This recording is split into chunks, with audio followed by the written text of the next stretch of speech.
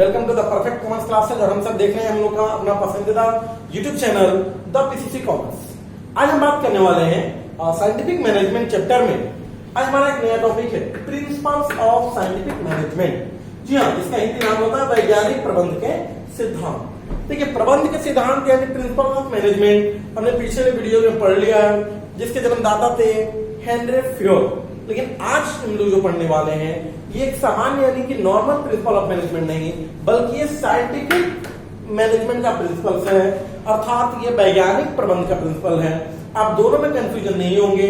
अगर सामान्य प्रबंध का सिद्धांत कहा जाए तो आप ध्यान रखेंगे वो हेनरी फ्योल का 14 सिद्धांत की चर्चा की जा रही है, और अगर साइंटिफिक मैनेजमेंट की बात की जाए तो आप समझेंगे कि एफडब्ल्यू टेलर के सिद्धांत की चर्चा यहाँ पर की जा रही है। हालांकि आपकी जानकारी के लिए बता दें कि साइंटिफिक मैनेजमेंट में प्रिंसिपल्स उतने इंपोर्टेंट नहीं है, बल्कि इसमें सबसे ज्यादा इंपोर्टेंट होगा टेक्निक, जो कि हम आगे बताने वाले हैं इस वीडियो में। उसमें आएगा मुख्य रूप से आपको पद्धति यानी कि तकनीक यानी कि टेक्निक ऑफ साइंटिफिक मैनेजमेंट, जो कि बहुत ज्यादा इंपोर्टेंट होने वाला है। आप बहुत ध्यान से पढ़ेंगे, बहुत ध्यान से सुनिएगा, ताकि आपको कम समय में अच्छे से वो टॉपिक हम समझा सके, ताकि एक बार उसको पढ़ने के बाद फिर से आपको रटने की आवश्यकता न पड़े। और ये सब कुछ संभव है द पीसीसी कॉमर्स के साथ। तो आइए हम बात करते हैं कि हमारे आखिर वो कौन से सिद्धांत हैं जो एफडब्ल्यू टेलर द्वारा साइंटिफिक मैनेजमेंट में दी गई। जहां तक सिद्धांत के बारे में जानकारी है तो आप अच्छी तरह जानते हैं कि सिद्धांत के बारे में कहा जाता है सिद्धांत और कुछ नहीं बल्कि फंडामेंटल स्टेटमेंट और ट्रूथ वो प्रोवाइड करते हैं इंपोर्टेंट इंफॉर्मेशन या इंपोर्टेंट नॉलेज टू मैनेजर। अर्थात आप सीधी सी भाषा में ये कहें कि प्रिंसिपल और कुछ नहीं बल्कि एक गाइडलाइन है जो एक मैनेजर को दिया जाता है, और मैनेजर को ये बताया जाता है कि एक मैनेजर को किस समय किस सिचुएशन में कौन सा एक्शन लेना चाहिए, कौन सा कार्य करना चाहिए, ये बताने के लिए प्रिंसिपल की उत्पत्ति हुई है, यानी प्रिंसिपल की आवश्यकता पड़ती है। आज हम बात करते हैं साइंटिफिक मैनेजमेंट में टेलर ने जो अपना साइंटिफिक मैनेजमेंट दिया उसमें उन्होंने अपने मैनेजर्स को क्या सलाह दी, उन्होंने क्या बताना चाहा कि एक मैनेजर को कैसा होना चाहिए। अब इसमें बात करेंगे तो देखिए 4 मुख्य हमारे टॉपिक्स आते हैं। पहला टॉपिक है science not rule of thumb, यानी कि हमारा जो साइंटिफिक मैनेजमेंट है वो कैसा है, विज्ञान है न कि रूढ़िवादिता। इसके अंतर्गत टेलर ने ये कहा, मैनेजर्स को बताया कि देखिए साइंटिफिक मैनेजमेंट के बारे में पहले से क्लियर होना चाहिए कि साइंटिफिक मैनेजमेंट एक साइंस की तरह यानी कि एक विज्ञान की तरह रिएक्ट करता है, ना कि रूल ऑफ थंब अर्थात ना कि रूढ़िवादिता अंधविश्वास में विश्वास नहीं करता। ये बार बार बता रहे हैं कि साइंटिफिक मैनेजमेंट पूरी तरह से रिसर्च पर आधारित होता है, यह सच्चाई पर जिसको साबित किया जा सकता है उस सत्य पर आधारित होता है, यह रूढ़िवादिता या मान्यताओं पर आधारित नहीं होता है। इसलिए एक मैनेजर को हमेशा ध्यान रखना चाहिए कि जब वो साइंटिफिक मैनेजमेंट अपना रहे हो तो अंधविश्वास का सहारा छोड़ देना चाहिए। अब हम दूसरी सिद्धांत की बात करते हैं, हार्मोनी नॉट डिस्कॉर्ड, अर्थात मैत्री है ना कि मतभेद। ठीक है, मैत्री का अर्थ होता है मिलजुल कर, और मतभेद का मतलब होता है एक दूसरे से टकराव, यानी कि टकराव।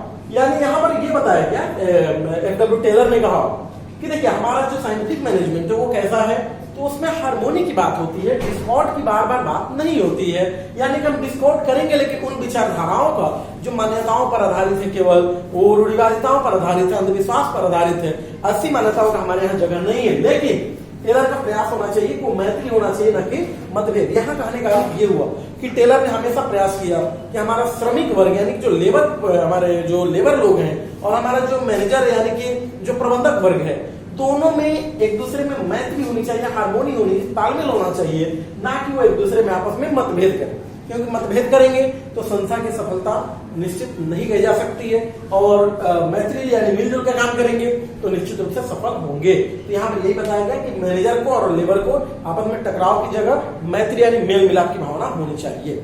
अब देखिए आगे एक बात कर रहे हैं, कोऑपरेशन नॉट इंडिविजुअलिज्म, अर्थात सहयोग ना कि व्यक्तिवाद। इसका अर्थ ये हुआ कि एक मैनेजर को जब भी वो साइंटिफिक मैनेजमेंट का सहारा ले रहे हो, तो साइंटिफिक मैनेजमेंट के तरीके से कार्य करें तो हमेशा ध्यान दें कि इन्हें इंडिविजुअलिज्म का विचार छोड़ देना चाहिए, यानी व्यक्तिवाद का विचार छोड़ करके उसके जगह कोऑपरेशन अर्थात सहयोग की भावना में होना चाहिए। सहयोग के अर्थ ही होता है कि सब लोगों को साथ में लेकर के चलना, यानी वन मैन आर्मी की भावना यहाँ छोड़ देना चाहिए। एक मैनेजर के अंदर ये भावना नहीं आनी चाहिए कि जो भी कार्य हो रहा है केवल उसके वजह से हो रहा है, क्योंकि ये भावना ही उसके अंदर अहंकार की भावना होगी। और इसके वजह से वो कर्मचारियों को साथ में लेना पसंद नहीं करेगा, यानी कर्मचारियों का सहयोग उसे नहीं मिल पाएगा।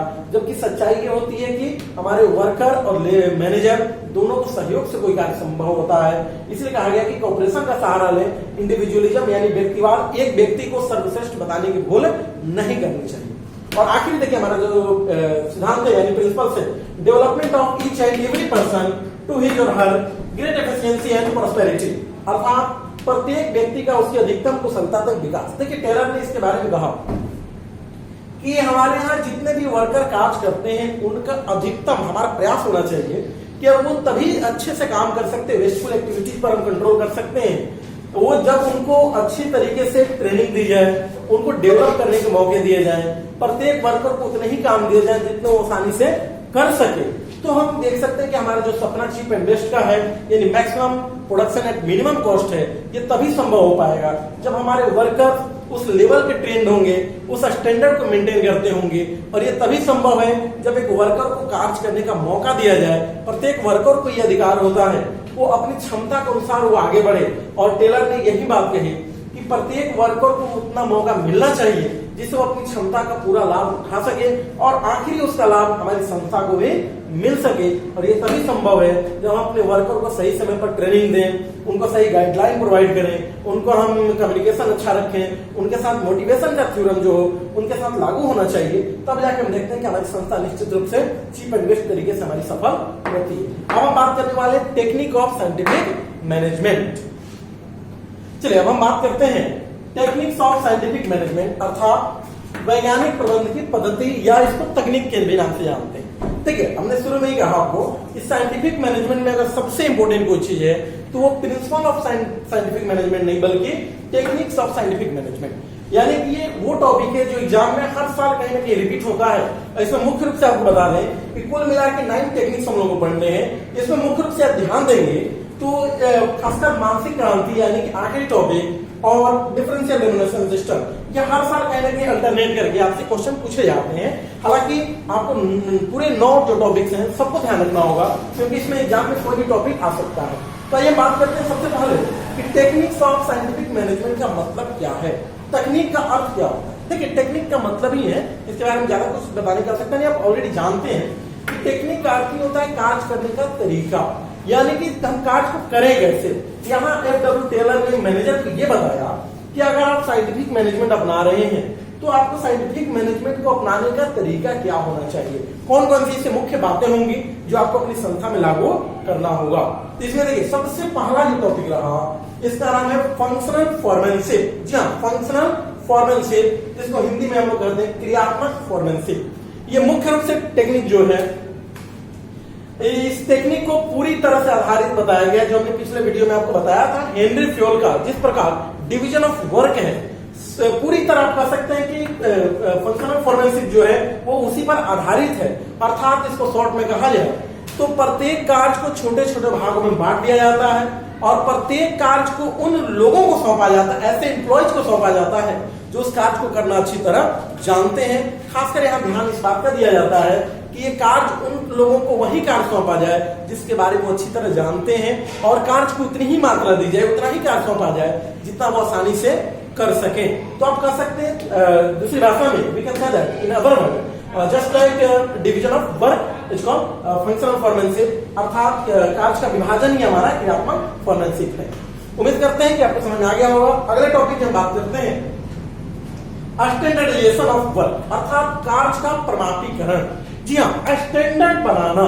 क्या देखिए प्रमाणीकरण का अर्थ होता है किसी भी चीज का प्रमाप निर्धारित करना। प्रमाप निर्धारित करना मतलब किसी भी चीज की क्वालिटी के मामले में, क्वांटिटी के मामले में या उसकी गुणवत्ता से संबंधित जितनी भी बातें होती हैं उनके पूर्व निर्धारित कर लेना ही हमारा प्रमापीकरण कहलाता है। जैसे मान लीजिए हम किसी वस्तु का प्रोडक्शन अगर कर रहे हो तो उसमें कौन सी क्वालिटी, सपोज करते हैं एक्स क्वालिटी की कच्चे माल लगे, वाई क्वालिटी की मशीन लगेगी, जेड नाम के वर्कर से इस कार्य को कराना है। अगर इस तरह की बातें हम पहले से निर्धारित कर देते हैं, प्रमाप का मतलब ये होता है पूर्व में निर्धारण करना, यानी इसमें सारी बातें पहले से तय कर दी जाती है कि कौन से वर्क को कौन वर्कर करेगा, किस मशीन से, किस प्रकार की क्वालिटी के कच्चे माल उसमें इन्वॉल्व होंगे। इस तरह की बातें जब हम पहले से तय कर देते हैं तो ऐसे में हमें दुविधा यानी कि कोई कंफ्यूजन वाली स्थिति नहीं रहती है। हमें जब भी कार्य करना होगा तो पहले से उसकी मात्रा, पहले से उसको क्वालिटी, क्वांटिटी, ये सब प्री डिटरमाइंड रहते हैं यानी पूर्व निर्धारित रहते हैं, तो हमें कार्य करने में किसी प्रकार की कोई समस्या नहीं आती है। इसलिए साइंटिफिक मैनेजमेंट में कहा गया कि समय की बचत होनी चाहिए, कंफ्यूजन में कोई वर्कर ना पड़े, इसके लिए हमें कार्य का पहले से प्रमाण बना देना चाहिए कि कौन सा कार्य किस क्वालिटी का कार्य, कौन सा वर्क किसके माध्यम से किस तरह से किया जाएगा, इसका प्रमाण पहले से निर्धारित होना चाहिए। यही कहलाता है स्टैंडर्डाइजेशन ऑफ वर्क। अब हम बात करते हैं सिंप्लीफिकेशन अर्थात सरलीकरण। दूसरी भाषा में इसको कहें सरल का मतलब ये होता है आसान करना यानी कार्य को आसान बनाना। टेलर ने बार बार यही बात कहा कि हमारा साइंटिफिक मैनेजमेंट ये कहता है कि आप अगर टेलर के डेफिनेशन से सीखें तो उन्होंने कहा था कि scientific management refers to scientific management is an art of knowing that what you want to do and then saying they do it in best and cheapest way. अर्थात कार्य को हमें सरल और आसान यानी चीप एंड बेस्ट तरीके से कार्य करना होगा। इसके लिए जरूरी है कि आप अपने कार्य को जितना हो सके उतना सिंपल तरीके से करें, सरल तरीके से करें, आसान तरीके से करें। कार्य को इस तरीके जो हमारा मेथड हो वो बहुत ज्यादा अगर लेंदी प्रोसेस होगा तो हमारे वर्कर से कार्य आसानी से नहीं हो पाएगा और कार्य कहीं ना कहीं हमारा बिगड़ जाएगा। यहाँ पर टेलर ने कहा कि जरूरी है कि हम कार्य को सिंपल तरीके से करें और वही कार्य करें जिसमें हमें करना जरूरी हो। यानी कि यहाँ दूसरी भाषा में कहा गया कि अनयूजुअल चीजों को यानी कि जो अनुपयोगी चीजें हैं उन चीजों को हटा देना चाहिए और उसके जगह पर हमें वही कार्य करना चाहिए जो हमारे लिए जरूरी है। यानी कि हमें अनावश्यक बोझ लेकर के नहीं चलना चाहिए। अगर उदाहरण के लिए कहें तो मान लीजिए जैसे आप जूते की क्वालिटी में देखें, नंबरिंग के आधार पर हम देखते हैं कि 7 नंबर, 8 नंबर, 9 नंबर ऐसे करके जूते आते हैं। अब 7.1, 7.2 अगर इस तरह की क्वालिटी बनेगी तो इस तरह से हमारा क्या होगा, स्टॉक बेवजह बर्बाद होते हैं और इसकी डिमांड भी नहीं होती है। अर्थात सरलीकरण का डिफरेंस इसके बारे में कहा जाता है, एकदम संक्षेप में कहा जाए तो हमें उन्हीं कार्यों को करना चाहिए जो हमारे लिए जरूरी होते हैं और हमें अनयूजुअल कार्य को हटा देना चाहिए यानी बेकार कार्यों को छोड़ देना चाहिए ताकि हमारा कार्य आसान बन सके और उसे कम लागत में अच्छे तरीके से कर सके। अगली बात करते हैं हम मेथड स्टडी। देखिए टेलर ने 4 प्रकार की स्टडी की जिसमें मुख्य रूप से आता है हमारे method study, motion study, time study and fatigue study. Method study में देखिए टेलर ने बताया कार्य विधि अध्ययन। उन्होंने लेबर को या मैनेजर को यह बताया कि कार्य विधि अध्ययन में यह सीखा गया कि एक मैनेजर को हमेशा इस बात का ध्यान रखना चाहिए कि हमें कार्य करने के दौरान अपने वर्कर से कौन सा कार्य किस विधि से कराना चाहिए यानी कौन सा कार्य करने का तरीका सबसे शानदार होगा उस कार्य को हमें अपनाना चाहिए। ये हमें बताया गया है कार्य विधि अध्ययन में। यानी कि इस बात को पहले से हम तय करें कि हमारे कार्य करने का कौन सा तरीका सबसे बेस्ट होगा और हमें सबसे बेस्ट तरीके को ही अपनाना चाहिए। इससे क्या होगा कि हमारी वेस्टेज नहीं होंगे, अपव्यय नहीं होंगे, बर्बादियां नहीं होंगी और हमारा काम आसानी से और अच्छे तरीके से हो सकता है। उसके बाद देखिए दूसरा हमारा जो स्टडी रहा वो है हमारा मोशन स्टडी अर्थात गति अध्ययन। गति अध्ययन में यह बताया गया कि एक वर्कर को कार्य करने के दौरान किसी भी कार्य को करने में कितने स्टेप लेने पड़ते हैं, कितने हरकतें करता है वो, यानी कि किसी भी कार्य को करने का उसका मोशन क्या है, यानी वो कितने बार में किसी कार्य को कर सकता है, कितने स्टेप में वो कार्य को कर सकता है। आप देखेंगे तुलना अगर किया जाए तो एक अच्छे वर्कर की तुलना में गलत यानी कि जिसके वर्कर की कार्य अच्छा ना हो, वर्क परफॉर्मेंस अच्छा ना हो, आप देखेंगे कि जो अच्छा वर्कर होगा वो कम स्टेप लेते हुए, कम समय लेते हुए कार्य को अच्छे तरीके से करेगा। वो वही स्टेप करेगा, वही क्रियाएं करेगा जिससे उस कार्य को आसानी से किया जा सके। और इसके अपेक्षा जो गलत वर्कर होंगे जिनका कार्य करने का तरीका सही नहीं होगा वो बेवजह कई सारे ऐसे स्टेप लेते हैं जिसकी वजह से काम उनका ढंग से नहीं हो पाता। एक उदाहरण के लिए अगर देखा जाए, एक मजदूर को अगर ईंट लाने के लिए कहा गया, एक जो अच्छा मजदूर था उसने कम समय में हाथ में सीधे ईंट उठाया और वो कार्य पर लेकर आया। इससे क्या हुआ, समय की बचत हुई और हमारा कार्य अच्छे से हुआ। जबकि वहीं एक लापरवाह वर्कर से कहा गया तो कार्य के पास जाने के बाद वहां पर कुछ देर खड़ा रहा, कुछ लोगों से बात करने लगा, उसके बाद वो ईंट को उठा करके धीरे धीरे धीरे आ रहा। इससे क्या हुआ कि हमारा समय बर्बाद हुआ और कार्य करने का तरीका भी ये गलत था। यहाँ पर कहा गया कि गति अध्ययन यानी मोशन स्टडी में एक वर्कर से ये उम्मीद की जाती है कि हमारा कोई भी कर्मचारी एक निर्धारित गति में कार्य को करे और वो अनावश्यक हरकतें ना करे, उस कार्य को बिल्कुल भी ना करे जो उस कार्य से संबंधित नहीं है। ये बताया गया मोशन स्टडी। और देखिए टाइम स्टडी जैसा नाम से स्पष्ट है, समय अध्ययन, यानी कि यहाँ ये देखा गया कि किसी पार्टिकुलर कार्य को करने में, किसी विशेष कार्य को करने में निर्धारित समय कितना लगना चाहिए, पहले से समय निर्धारित कर दी जाती है। उसके बाद ये देखा जाता है कि हमारे जो वर्कर हैं, कौन कितने वर्कर हमारे उस टाइम को मेंटेन कर पाते हैं, हमारे समय पर अपने कार्य को पूरा कर पाते हैं। इस तरह का जो अध्ययन होता है, ये टाइम स्टडी होता है, ये समय अध्ययन होता है। इसमें मुख्य रूप से समय मायने रखता है कि निर्धारित टाइम पर कितने वर्कर उस कार्य को कर पाते हैं। उसके बाद हमारा आखिरी जो अध्ययन है वो हमारा फैटिग स्टडी अर्थात थकान अध्ययन। देखिए, कार्य करने के दौरान ये देखा जाता है, टेलर ने अनुभव किया, एक वर्कर से अगर आप लगातार कई घंटे तक कार्य कराएंगे तो शुरुआती कुछ घंटे उसके कार्य करने का जो स्पीड होगी, उसकी गति होगी, वो अच्छी खासी होगी, वो अच्छा कार्य कर पाएगा। लेकिन लगातार अगर कई घंटे उससे कार्य कराया जाए तो धीरे धीरे वो शारीरिक रूप से और मानसिक रूप से थक जाएगा और कार्य करने की जो रफ्तार होगी उसकी, इसका जो परफॉर्मेंस होगा वो धीरे धीरे डाउन होने लगता है। टेलर ने कहा कि इस स्थिति से बचने की कोशिश करना चाहिए। इसके लिए उन्होंने कहा कि थकान का अध्ययन करना चाहिए और एक वर्कर को बीच बीच में कहीं गैप देना चाहिए, उसे रिफ्रेश होने के लिए उसे थोड़ा सा रेस्ट देना चाहिए, ताकि वो थोड़ा सा आराम करके अपनी एनर्जी को पुनः कलेक्ट करे और वो फिर से काम में लगे। तो आप देखेंगे कि पुनः वो पूरी तरह से एक्टिव होता है कार्य के प्रति और उसकी थकान भी पूरी तरह खत्म हो जाती है। तो इसलिए फैटिग स्टडी मुख्य रूप से बताया गया कि एक वर्कर से, एक कर्मचारी से लगातार काम कराने की जगह पर उसे बीच बीच में कुछ गैप देना चाहिए, ताकि वो दोबारा फिर से पुनर्ताजा होकर के अपने कार्य को कर सके। अगर आप उदाहरण के लिए देखें तो हम लोग के स्कूल में जो लंच का टाइम होता है वो मुख्य रूप से शायद इसीलिए दिया जाता है, ताकि हम घंटों से जो कंटिन्यू पढ़ाई कर रहे होते हैं, बीच में हम कुछ लंच कर लें या कुछ बच्चों से मिल लेते हैं अपने दोस्तों से, और हम फिर दोबारा जब क्लास चालू होती है तो हम फिर पुनः अपने आप को रिफ्रेश हो जाते हैं और उस कार्य को अच्छे तरीके से हम कर पाते हैं। ये होता हमारा थकान, बीच बीच में समय देना चाहिए।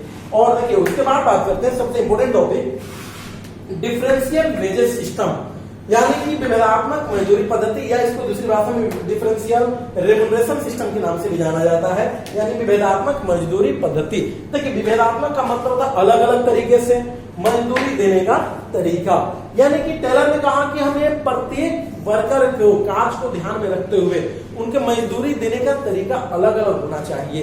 अर्थात हम किसी भी वर्कर को समय के आधार पर मजदूरी न दे करके काम के आधार पर दे। जी हाँ, ये बात ध्यान रखिएगा, ध्यान से। ये अगर एग्जाम में क्वेश्चन आते हैं तो इस प्रकार आपको लिखना होगा कि टेलर ने इस सिद्धांत में, इस प्रिंसिपल्स में मुख्य रूप से ये बताया कि हम ऑन द टाइम के बेसिस पर न दे करके ऑन द वर्क के आधार पर, ऑन द वर्क के बेसिस पर हम अपने कर्मचारियों को उनका रेम्युनरेशन, उनका वेजेस, उनका जो पारिश्रमिक है, जो उनका मजदूरी है, उसका भुगतान करना चाहिए। समय के आधार पर हम इसलिए नहीं करते हैं कि कई वर्कर जो होते हैं वो एक ही समय पर अच्छा कार्य करते हैं, कुछ वर्कर होते हैं उस समय को लापरवाही बिताते हैं। लेकिन अगर दोनों को हम पारिश्रमिक समान देंगे, बराबर रूप में देंगे, तो फिर अच्छे और बुरे वर्कर में फर्क नहीं रह जाएगा। इसलिए हमें ध्यान रखना चाहिए कि हमें अलग अलग मजदूरी देने का तरीका, मुख्य रूप से हमें काम के आधार पर मजदूरी देना चाहिए। जो वर्कर जितना काम करे उसको उस आधार पर मजदूरी मिलनी चाहिए। इसके लिए टेलर ने 2 रेट निर्धारित किया था, एक हाई रेट और एक लो रेट। जी हाँ, हाई रेट और लो रेट। हाई रेट यानी ऊंची दर उन लोगों के लिए, उन वर्कर के लिए जो अच्छा कार्य करते हैं, जो निर्धारित समय पर, निर्धारित मोशन के हिसाब से वो अपना टारगेट को अचीव कर सकते हैं, तो उनको हाई रेट के हिसाब से रेम्युनरेशन या वेजेस देना चाहिए। और जो वर्कर लापरवाही करते हैं उन्हें लो रेट के हिसाब से मिलना चाहिए, ताकि वो जो लो रेट से जो वर्कर लापरवाह किस्म के हैं उन्हें अगली बार ये समझ में आए कि वो लापरवाही न करें, ताकि उनका सैलरी अच्छा मिले। उसके बाद हम बात करते हैं आखिरी स्टेप, मेंटल रिवोल्यूशन। जी हाँ, अभी हमने बताया था आपको हार्मोनी नॉट डिस्कॉर्ड, उसी से रिलेटेड ये टॉपिक है, यानी कि मेंटल रिवोल्यूशन, मानसिक क्रांति। देखिए, मानसिक क्रांति का अर्थ यहाँ हुआ, क्रांति का अर्थ यहाँ झगड़े लड़ाई से नहीं है, बल्कि क्रांति का अर्थ होता है बदलाव, चेंजिंग लाना। और यहाँ किसमें चेंजिंग लाना? मेंटल रिवोल्यूशन, यानी मानसिकता में बदलाव, हमारी सोच में बदलाव होना चाहिए। टेलर ने यहाँ वर्कर को और मैनेजर को दोनों को समझाया कि हमारे वर्कर और मैनेजर दोनों के बीच में इस बात को समझना चाहिए कि दोनों को अपनी मानसिकता में बदलाव लाना चाहिए, दोनों को मानसिक क्रांति का सहारा लेना चाहिए। जहां पर वो लाभ के बंटवारे को लेकर अक्सर देखा जाता है कि दोनों के बीच में कंफ्लिक्ट होते रहते, स्ट्रगल होते रहते हैं, वो आपस में लड़ाइयां करते रहते हैं। इसके जगह पर वो लाभ के बंटवारे की बात छोड़ करके वो ये कोशिश करें मानसिक बदलाव लाए, दोनों अपनी मानसिकता में थोड़ा सुधार करें और इस बात पर जोर दें कि हम लाभ बांटने की जगह अगर लाभ को बढ़ाने का प्रयास किया जाए तो निश्चित रूप से दोनों को लाभ की मात्रा ज्यादा मिलेगी और इससे संस्था को भी फायदा होगा। इसलिए टेलर ने कहा कि हमारे वो चाहे वर्कर हो चाहे मैनेजर हो, संस्था के हर कर्मचारी को, हर व्यक्ति को ये चाहिए वो अपनी मानसिकता में सकारात्मक बदलाव लाए, वो आपसी लड़ाई झगड़े की जगह पर मिलकर कार्य करने में विश्वास रखे और संस्था को चाहे वो लंबे समय तक और अच्छा लाभ कमाने की बात करे, ताकि जब ज्यादा लाभ होगा तो निश्चित रूप से लाभ का हिस्सा भी ज्यादा पड़ेगा। इस तरह से हमने देखा कि टेलर के वैज्ञानिक प्रबंध के ये सिद्धांत थे, टेक्निक थे, मेथड से, और हम निश्चित रूप से उम्मीद करते हैं कि अगर आपने इस टॉपिक को ध्यान से सुन लिया होगा या समझ गए होंगे तो निश्चित रूप से इसके सारे क्वेश्चंस का जवाब आसानी से लिख सकते हैं। इसके बावजूद अगर किसी को दिक्कत हो रही हो या कोई टॉपिक में ऐसा हो जो आपको नहीं समझ में आ रहा हो तो आप हमें कमेंट बॉक्स में जरूर लिखें, हम कोशिश करेंगे उसका अलग से वीडियो बनाकर आपके लिए दे देंगे। और तब तक से आप इस वीडियो को ज्यादा से ज्यादा शेयर और लाइक करते रहें और हमारे चैनल को सब्सक्राइब करना बिल्कुल ना भूलिए। धन्यवाद।